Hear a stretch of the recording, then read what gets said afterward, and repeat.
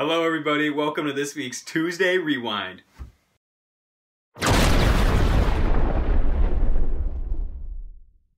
Welcome. Today we are back in my apartment and we're going to be talking about more Bible stuff. Today we're going to be talking about 1 Corinthians chapter 12, starting on verse 12. So 1 Corinthians 12:12. We actually have a longer verse to read today, but I'm very excited to talk about it. So open up to that while I go over some really quick announcements. So, exciting news! This is actually going to be the last Tuesday Rewind ever. Maybe not ever. But they're being replaced with a new series we're starting just called Faith Children at Home. So it's going to look really similar to Rewind. It's just going to be offering some slightly different content, which we're really excited about. So this week we're going to be holding off on the Rewind challenges just to allow the Faith at Home YouTube content to emerge as its own thing. But don't worry, the challenges are not going anywhere. Those will come back next week, bigger and better, and they're going to change a little bit. And so be sure to tune in next week for the first episode of Faith Children at Home for a new, bigger, better. Huzzah! I'm going to put this mug down before I break something. Anyway, so with that out of the way, we also are having an event on February 13th at the church, starting at 3. If that changes, I'll let you know. But it's starting at 3, and what we're going to be doing, it's called Take Heart, and we're going to be celebrating Valentine's Day. We're going to be talking about how it takes courage to love one another. There's going to be an obstacle course. We're going to be making cards. There's going to be plenty of candy. It's going to be a really great time, guys. So mark that in your calendars. I'll remind you guys the next couple weeks as well, so don't even worry about it. Just know that we're having a really awesome event and that you want to go to it. I'm hypnotizing you. I'm joking. But I love you guys a lot, and so let's jump right into 1 Corinthians 12:12. So I'm going to read from 12, maybe to 27. Maybe I'll do that. But I'm going to read quite a bit here, so follow along. And then we're going to talk about what it means to be the body of Christ. And I'm really excited for this lesson. For just as the body is one and has many members, and all the members of the body, though many are one body, so it is with Christ. For in one Spirit we are all baptized into one body, Jews or Greeks, slaves or free, and all were made to drink of one Spirit. For the body does not consist of one member, but many.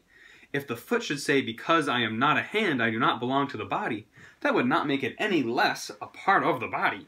And if the ear should say, because I am not an eye, I do not belong to the body, that would not make it any less a part of the body. If the whole body were an eye, where would be the sense of hearing? If the whole body were an ear, where would be the sense of smell? But as it is, God arranged the members in the body, each one of them as he chose.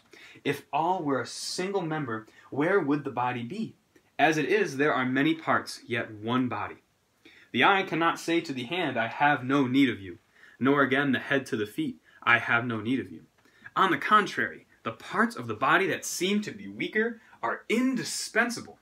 And on those parts of the body that we think less honorable, we bestow the greater honor, and our unpresentable parts are treated with greater modesty, which our more presentable parts do not require.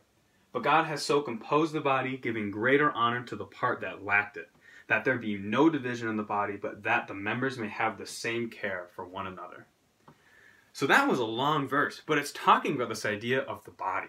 And we're going to jump into that really quick here. So if you guys know, we've been kind of going over the last 3 weeks in church about why church matters. If you guys remember at Sunday school or in these Rewind videos, someone has taught about how church is important for so many reasons. You come to church to get encouraged, you come to church to learn about Jesus, you can come to church to worship, to hang out with your friends, to serve the community, to serve others. And church matters for a lot of different reasons. We learn that church isn't a building, that church is the people group that make up the church and the body of Christ. So this is a new phrase that we've kind of come across in this series, but I'm sure you guys have heard it before. Oh, my phone did a thing. Hello. I lost my train of thought. We are the body of Christ, which is a new phrase that I'm sure you guys have heard before. Have you guys ever heard, like, we all make up the body of Christ? Or, you might be a hand and I'm an ear. I'm not an ear, though. I'm a person. Anyway, the body of Christ is this essential idea that Paul, in this book, in 1 Corinthians chapter 12, is basically saying that as followers of Christ, we make up the body of Christ. He's saying that Jesus is our reason for existing, right? Jesus is everything that we are, and that in the community of Christians, every Christian, someone who lives over in Africa, someone who lives down the street from you, and someone in Canada and all across the world, someone who's 97, someone who's 5, we all make up this one body, this one collective group of Christians. We are all followers of Jesus, and therefore we are all working towards the same goal, right? Which is sharing Jesus with every corner of the world and bringing as many people into our community, our body, as possible to populate the kingdom of heaven, right? Oh no, my phone is dying really quickly. And so, I'm gonna try and speed this up before my phone dies. Nah, it'll be fine. You might just see me jump cut a little bit. But the thing that we want to stress here about being the body is that every part is different, right? Like on your body, your hand is not your nose, and your eye is not your foot. Your foot!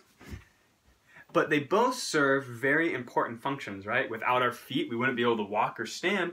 And without our eyes, our feet would be useless because we wouldn't know where to go, right? And so every part is equally important. Just like in a church body or in a Christian body, everyone has a different role. So I might be here making videos that you guys can watch and learn about Jesus. And then Pastor Jason might be doing something totally different. It's like on Sunday mornings, right? He's teaching the adults. I'm down here with the kids. And you guys, and I get to spend time with you. If you ask me, I have a much better job. That's all I have to say. You guys are way more fun than adults. This is why I do this. But anyway, not the point. It was to say that we both have entirely different roles in our church body. But they're both of equal importance. And then there's also people that clean the bathrooms and clean up our rooms after we go in them on Sunday morning and absolutely make a mess of everything that's in there. And those roles are of equal importance to the entire church body and the body of Christ. Because without one another, the whole body would fail. And without one another, one of us wouldn't be able to do our jobs. If nobody cleaned the rooms, we wouldn't be able to have Sunday school. We wouldn't be able to meet and hang out. Pastor Jason wouldn't be able to be upstairs teaching. Because if nobody cleaned the toilets, who the heck would come to church? It would smell bad. Which is funny, but also so true, right? It's to say that everything works as one body. And you, as well, watching this video, play such an important role in our community.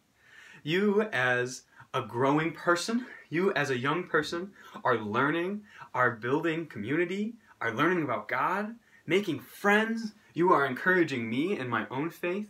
Your role is of equal importance as my role. And it's crazy because we're so different. But are we though? Are we different? That's a question. But the point Paul is making in this verse and in this chapter, these verses and this chapter, is that the body of Christ needs to work together. Is that the body of Christ, even though we're going to be different, some people might be hands, some might be feet, there we go. I can't kick very high. Challenge, how high can you kick? But some people are feet, some people are noses, mouths, ears, eyes. Just to say that we're all different, but we all make up one goal or one body and are working towards the same goal. And so that when a hand doesn't get along with the other hand, you guys aren't going to be able to work together very well. And if your feet don't get along with your eyes, you're not going to be able to go anywhere. So it's important to maintain community and maintain unity amongst the body. And so this is one of my favorite teachings ever, and I think it's really fun. If you guys are at home, you can hold up your hand and be like, this is somebody. This is my nose is somebody. My foot is somebody else. And you guys can walk through that and realize how big of a community that it is that we live in as Christians, how big of a community it is even at Faith Church and even in your family, right? And so I encourage you guys to think about that this week, about your role in the body of Christ, how someone in a different country is a part of the same body as you, and that we are all working towards the same goal of spreading Jesus as far as we possibly can. So cool. So cool. I love you guys so much, and be sure to tune in next week for the first episode of a new series, Faith Children at Home. I'm really excited for you guys. I've got some new challenges planned. We're going to have an event in the future. and a new intro is coming. You guys ready? No more lightning bolt. It's going to be something a little different. Maybe. I don't know. I haven't made it yet. But we'll find out. Maybe you guys can send in some requests to me this week at Sunday school. All right, guys. I love you so much. Have a great rest of your day. Bye now.